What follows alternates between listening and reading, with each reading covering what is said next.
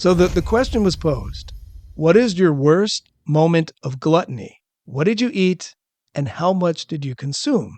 First comment is, in middle school, my sister and I were selling candy bars to raise money for charity.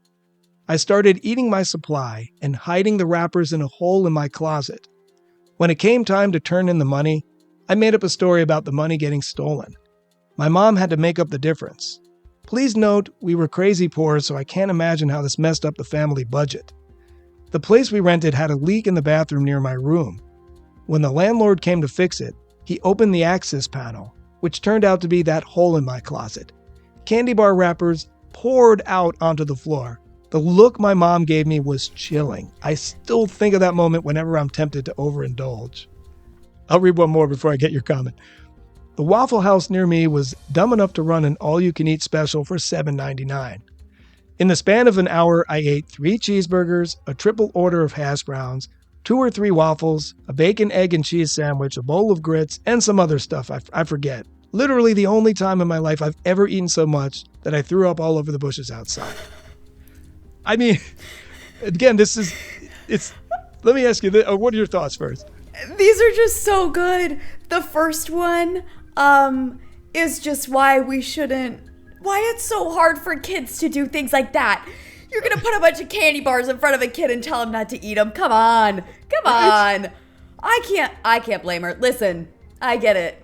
I sold Girl Scout cookies when I was a Girl Scout when I was little, and I can remember being like, please just let me buy 3 more boxes, Mom, please. So Samoas are definitely my cookie of choice for the Girl Scout cookies, but I also think like feeling guilty about the money piece is very hard. I also am a big believer that as much as we can mitigate the financial burden that we put on children, like the knowing about that is really hard and not a kid's job.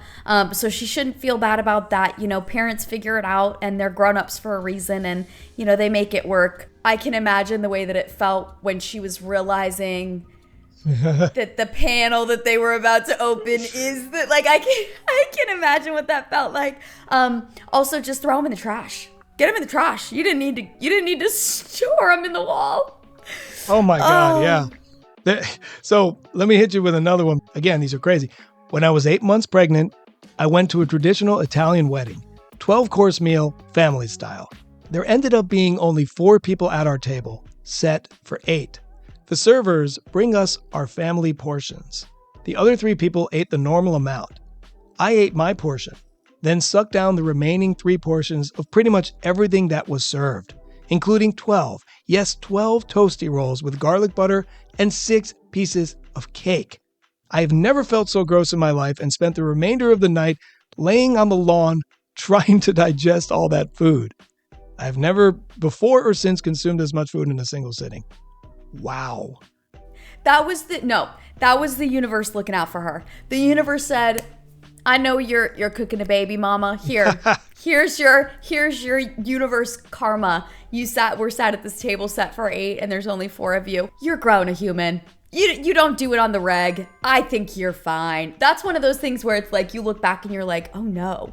Except your brain and body are so weird during pregnancy. That one I think is sure. Like, you don't even have to take ownership for that. I feel like you can blame your child. Blame your kid for that one. You know, you can put all the blame on them. Yeah. Maybe she gets a pass. She gets a pass. Are you familiar with Crumbl Cookies? Yes. So they have a new cookie flavor each week in order to keep people coming back. It's kind of FOMO marketing. So do you think that encourages people to be gluttonous? Okay. I have a really hot take. Okay. I do not like Crumbl Cookies. Let me back up. Okay. I love food. I love to cook. I love to bake. It is definitely one of my love languages is like cooking for people. I like taking care of people. That makes me feel very good. And cooking to me is part of that. I also love the flow to cooking and baking. I get in very much of a flow state. I usually have headphones on and listen to music, dance around the kitchen, have my time to myself to sort of decompress. So I love to bake.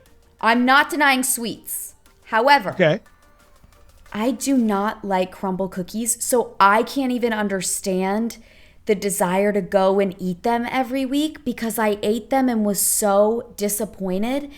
The marketing on them is so insanely great because people are obsessed with them. And I'm like, have you eaten one? It's bad. Sorry.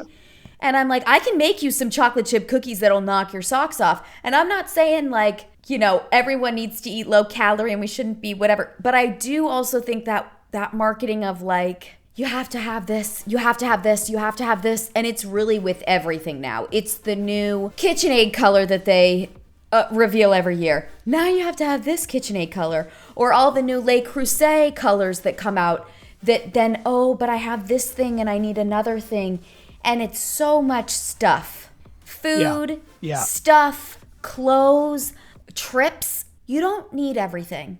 The less stuff we have, including like the cookie of the week, do you really need to go spend $9 on that cookie? It's going to hurt your tummy. You're going to eat it and then you're going to go, ugh. What I find intriguing is that gluttony is kind of like, it's approached from two different mindsets. The first one is scarcity. People who grew up with food insecurity or emotional neglect, financial instability, it's understandable that they may develop a subconscious take it while you can reflex. And this is because the nervous system doesn't trust abundance. So it hoards whatever it gets whenever it gets it. I can understand that. The second one I find a little less understandable.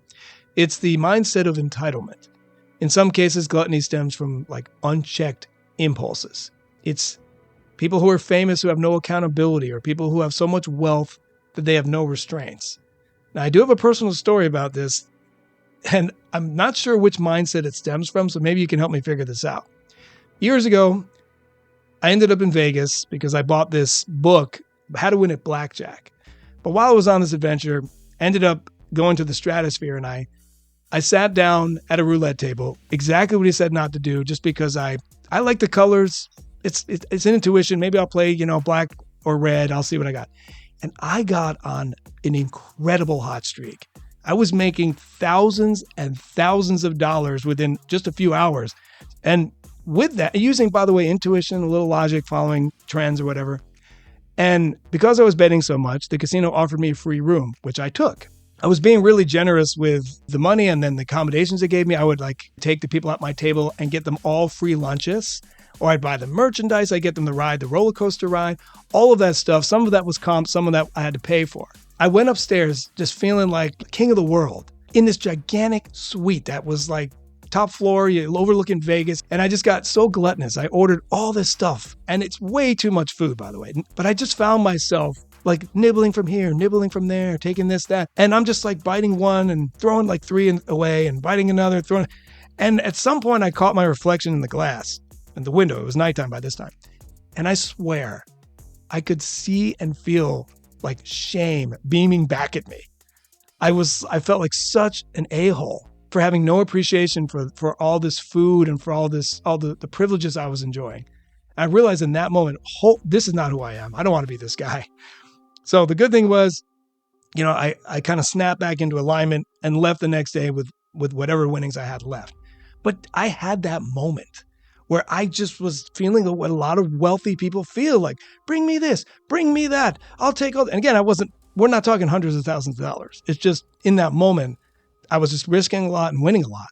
And it's so easy to fall into that trap of thinking that this doesn't mean anything. I can just consume whatever I want without any consequence. And if I just don't want to eat it and there's no room in the fridge, throw it away. I don't care.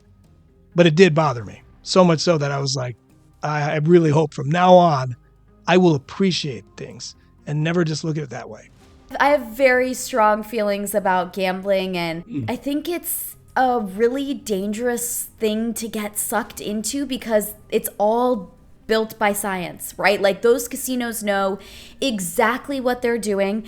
They gave you that room on purpose to see if they could get you to stop playing, right? Like they know all the science behind what they're doing. None of what they're doing is out of kindness. They don't care. They want to win. Like that is what that's about. And it's an excess of money and of glitz and glamour and food and drinks and as much as you can put into a single place. But it is a really good depiction of like what we might call true gluttony, like that just needing of everything, right? That just like Right. excess. I do think it is a very interesting spiral of making you not who you are. It is like such an endorphin high that it can blind your like smart brain. Like you are a smart person who makes good choices, but this endorphin hit is so overwhelming and happens in like these huge almost like a typhoon wave, right? Like just so big. It is like something you can't even imagine until you're in it. And then unfortunately what happens to that big wave is, and you were lucky enough not to experience this, but it does crash. You had a little bit of that feeling in your hotel room, right? Where you looked at yourself and you were like, oh my God. There is a downside to that. I love that you also pointed out sort of the two schools of gluttony, right? This experience of like, I've had nothing, and so when I have something, I have to store it. Kind of the flip side of that being the, I have everything, I want everything, I'll take everything, which is very different from a scarcity mindset, being aware and mindful that not everybody has the same experiences in the world and have access to the same things. I also think it's really cool that in the moment you looked at yourself and you went, this is gross. I'm not interested in being this person. And I think that's sort of the difference between having an experience and that being who you are. We have all done a bad thing or like a thing that we regret or something that we look back on and we go, oh, I wish I'd acted differently or I had responded differently. And that's the difference between people who do things and don't care and don't make change. There are mechanisms all through Vegas where they just, there's no clocks. They pump a lot of extra oxygen in the AC. They're just trying to get you to lose your money. I mean, I don't like the idea that these games are so rigged against people that they should have to suffer through. If there is such a thing as a winning table and people are winning, they should have no legal right to close it down. Everybody should just be able to win at that table. Why is that fair that they can stop the bleeding on their end? But if you're losing money, like I was at the table and watching somebody losing money, and some people were trying to tell him, hey, don't keep playing, man. They're like, hey, let him make his own decision. I mean, greed is out of control right now in this country, and I do think that greed is a form of gluttony.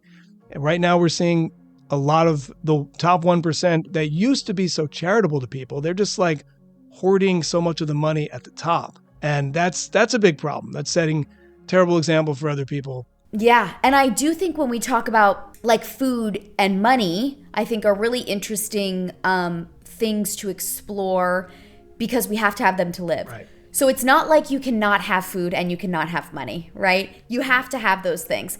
Whereas other experiences in life that may cause you to be like overindulgent, a lot of times you don't need them. Right there, things in life that you can cut out that may even be for the better. You have a feeling of that hit, that endorphin, and it's something that you don't actually need. But with food and money, it's there are really interesting dynamics to navigate because you have to have them. So how do we find balance within them, appreciate what we have without letting it sort of overwhelm us in that wave feeling of I'm going to sit and eat everything at Waffle House, which like who hasn't thought about doing that? But also like maybe we don't need to go. And I'm sure it was only like $25 because Waffle House is the most affordable place in the world. I don't know how they stay in business, but that great, beautiful balance of I'm proud of all of these things I'm doing and I'm grateful to have these things without it being a wave of like, I need all of this forever and this insane amount of things. We're gonna go.